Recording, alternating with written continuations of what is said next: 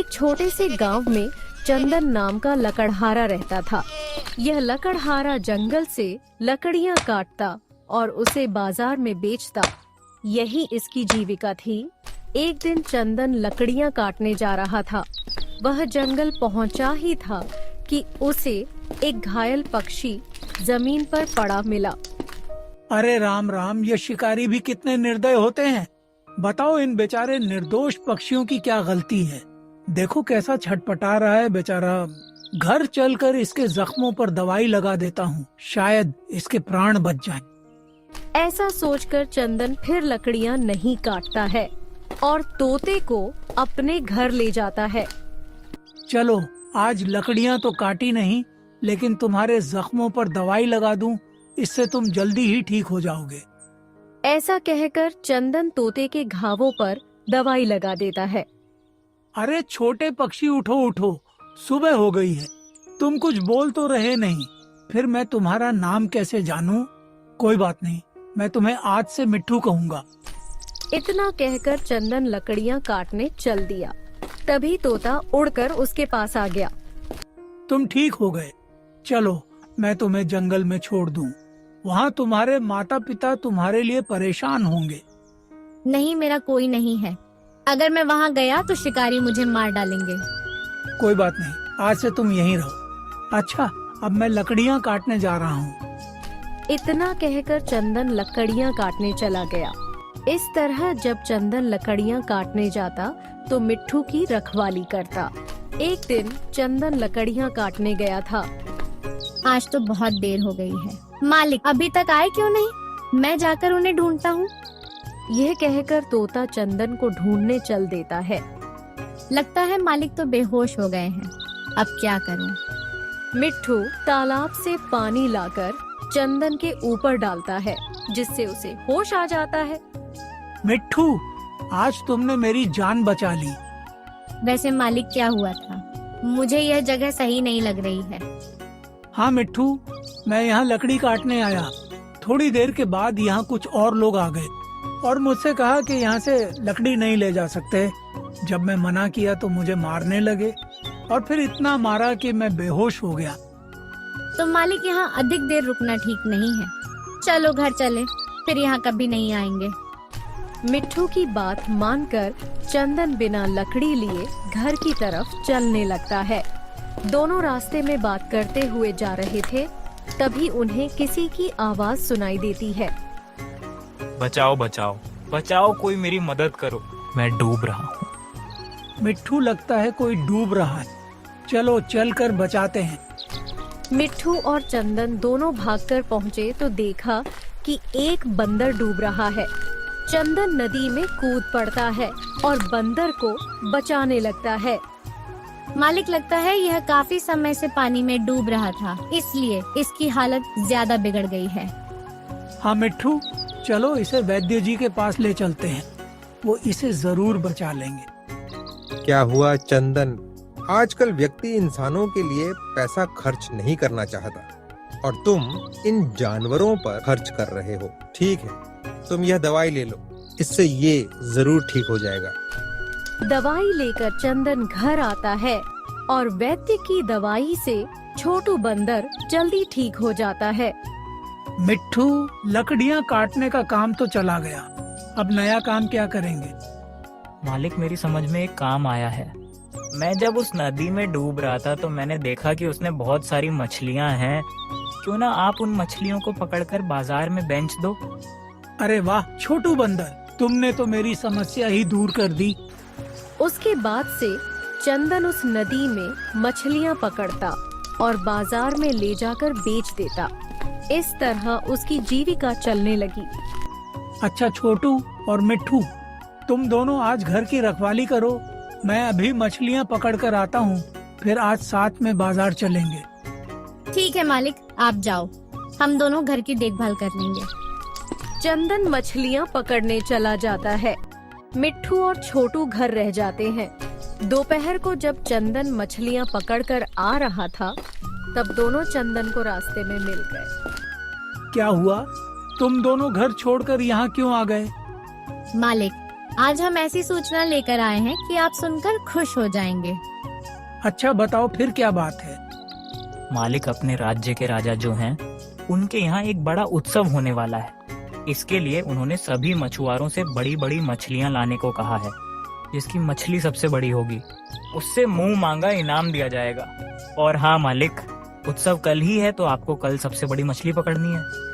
हाँ दोस्तों, यह मौका बहुत अच्छा है। कल मैं सबसे बड़ी मछली पकड़नी होगी। सुबह होते ही चंदन ने उस नदी से सबसे बड़ी मछली पकड़ी और उसे राजा के यहाँ दे आया। फिर जब शाम तक राजा का कार्यक्रम समाप्त हुआ तो उन्होंने इनाम देने के लिए सभी मछुआरों को बुला लिया। वैसे आप सब लोगों की मछलियां तो बहुत बड़ी थी, लेकिन सबसे बड़ी मछली चंदन की थी। इसलिए चंदन, तुम जो चाहो वह इनाम में मांग सकते हो। मांगो, क्या मांगना चाहते हो? महाराज, मैं आपसे ज्यादा कुछ नहीं मांगूंगा। मुझे आप केवल थोड़ी सी जगह दे दें, जहां मैं अपना घर बनाकर अपने दोस्तों के साथ आराम से रह सकूं। चंदन, तुम जो मांगते मैं वो देता। इसलिए तुम मुझसे हीरे जवाहरात भी मांग सकते थे, लेकिन तुमने अपनी ईमानदारी दिखाई, इसलिए मैं तुमसे खुश हुआ। मेरे राजमहल से कुछ दूरी पर बहुत सी भूमि पड़ी है, तुम जितनी चाहे ले सकते हो। राजा की बात सुनकर चंदन बहुत खुश हुआ।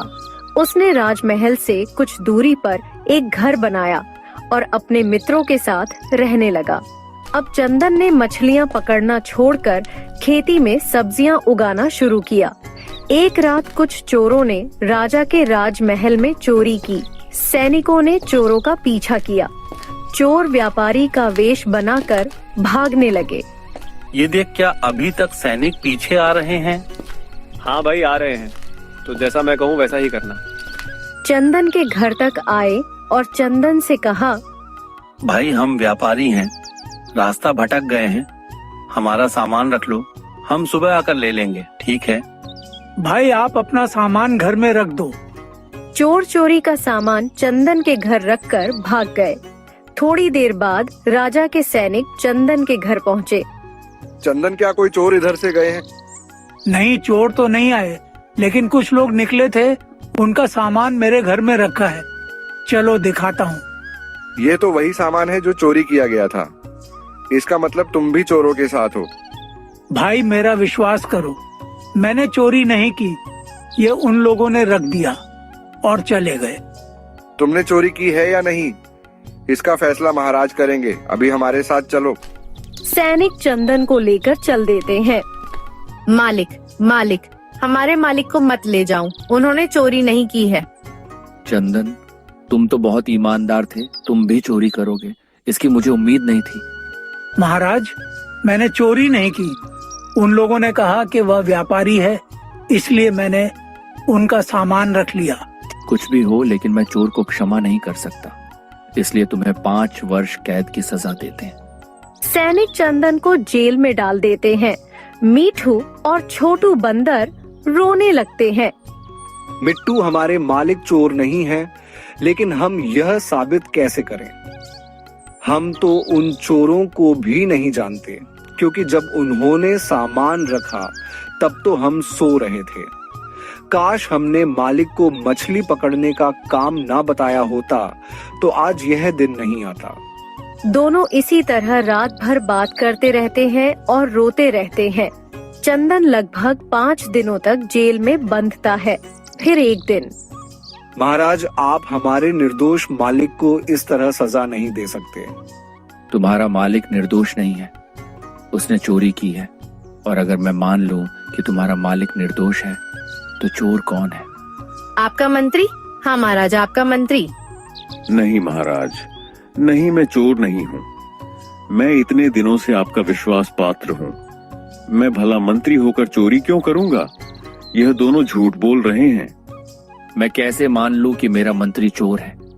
महाराज, एक दिन हम लोग मंदिर से लौट रहे थे तो हमने देखा कि आपका मंत्री बिना सैनिक केवल अकेला जंगल की ओर जा रहा था, तो हमें शंका हुई और हम लोगों ने उसका पीछा किया। तुम लोगों ने चंदन को फंसाकर ठीक नहीं किया है। उस दिन से महाराज बहुत सतर्क हो गए हैं। अब कुछ दिनों के लिए यह चोरी छपार करना बंद करो, अन्यथा खुद समझना। मेरा हिस्सा मुझे दो, मैं चलूं। किसी को पता लगा तो आसमान फट पड़ेगा मुझ पर। महाराज, मंत्री चोरों से मिला हुआ है। अगर आप चाहें तो हमारे साथ जंगल में वह जगह देख सकते हैं। राजा उन दोनों के साथ जंगल में जाकर देखते हैं। दोनों चोर सोए हुए हैं और उनका माल जमीन पर रखा है। राजा सबको पकड़कर जेल में डाल देते हैं और चंदन से कहते हैं, चंदन, मुझसे अनजाने में भूल हो गई, मुझे इसके लिए क्षमा कर दो। मंत्री जी, आपने मंत्री होकर चोरों का साथ दिया, इसीलिए आपको चोरों के बराबर सजा मिलेगी। जो सजा मैंने चंदन को दी थी वही सजा मैं तुम्हें देता हूँ और आपकी जगह चंदन को नया मंत्री बनाता हूँ।